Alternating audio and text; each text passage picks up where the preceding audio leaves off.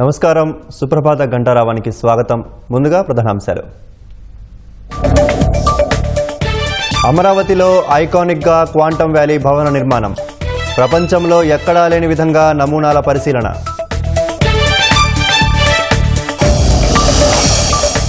P4 zero poverty సమర్థ అమలుకు CM ప్రయత్నాలు.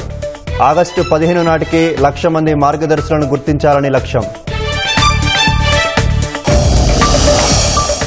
దేవాడ బ్లాక్లో మాంగనీస్ తవ్వకాలను పరిశీలించిన అధికారులు. డిప్యూటీ సీఎం కార్యాలయానికి సమగ్ర నివేదిక పంపుతామని వెల్లడి. నరేగా బిల్లుల చెల్లింపు విషయంలో ఫలించిన ప్రభుత్వ ప్రయత్నాలు. 180 కోట్ల పెండింగ్ బిల్లులు ఇచ్చేందుకు కేంద్రం అంగీకారం.